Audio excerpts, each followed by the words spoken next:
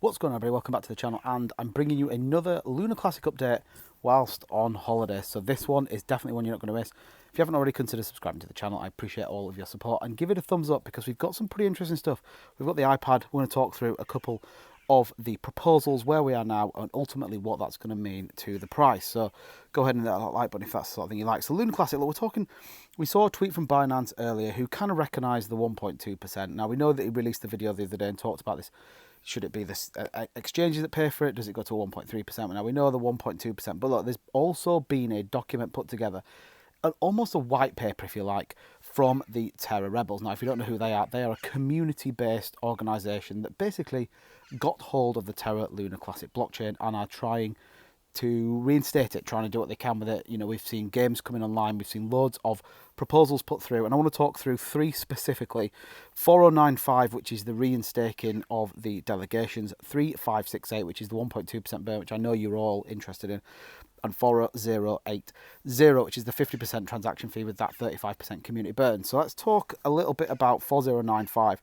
So 90.67% was the reinstated staking delegations. Now we've got all this information from this white paper from the Terra Rebels, and ultimately this is putting towards TFL, or Terraform Labs, to take over the blockchain, to take over this project that basically Duquan and his crew don't want anything to do with. Passed with 90.67%, 22nd of August, we are going to see that enacted on the blockchain. And the code is passed and has been implemented. Now, we have seen this on the testnet. Now, it has been put into the main chain. And equally, there is no need to halt the chain. I think it's really interesting. We're going to be looking at community-supported validators so that the chain doesn't have to be stopped. That's a really big thing. So we can keep validating the chain. We've got 21 days staking to start, so no validators can attack the chain, which, again, really well thought through. Like I said, the community support and validators, they're going to increase the mempool, to make sure that the community can support whether we have that switch off and switch back on again to support this new kind of staking delegations for the validators. We've seen tons come on. We've seen lots of people moving back over to the Lunar Classic blockchain that were originally on Terra 2.0. So very, very interesting stuff there. Now, 3568, the one you're all interested in, the 1.2% burn as the sun blinds me. June 9th is when it's passed, and it will be on every transaction, buy and sell, until that level of 10 billion tokens is got to.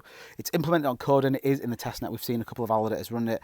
It is flexible, however. This is going to allow voting process to make sure we change, so we can either increase it or we can decrease it when we need to. Once we hit that 10 billion mark, it's turned off and will never be used again. The biggest issue we're seeing is with exchanges. So how do exchanges implement this tax? Who pays for it? Does it come off the user? Now, interestingly, with the exchanges, it's already on there. So they've already had it with the whole algorithmic state of UST and Luna. So it shouldn't be that difficult to implement. So we're going to have to wait and see what happens with that. And then finally, 4080, which is the 50% transactions, of which 35% will be the community burn every single month. It is active. It has been implemented. It's currently running 11 validators to support on the blockchain. The trouble with this one is who is going to own the keys for it? Who initiates this burn?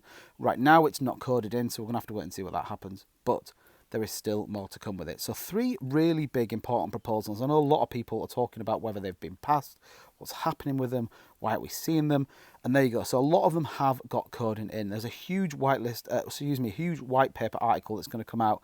I'll link the video from Hattie Catty Crypto. Go and check him out as a UK YouTuber. He's all over this Terra Classic. He's part of the team over there on the Discord as well. I'm going to link the full video, which talks everything and shows you the code that these have been implemented. But the couple of big ones for me, 3568, 1.2% burn, is ready to rock and roll. They're just working through the final bits of that and how that implements in terms of the centralized exchanges, and equally the 4080, the 50% burn. So you think about those two things. We think about this $10 billion market cap that's been thrown about there. We've got lots of things coming, lots of movement in terms of the blockchain, lots of process, and lots of applications coming over as well. You think of Terra 2.0, that's Duquan's thing. It's going. People are not interested. We are incentivizing people to come to Lunar Classic. We are supported by the big community that's on this. And equally, the things we're bringing in, the updates and implementation done, are making a difference. This was a cast-aside blockchain from Duquan, and this is the absolute essence of community. So let me know in the comments down below what you guys think. Just wanted to bring you those updates on those three proposals that have passed.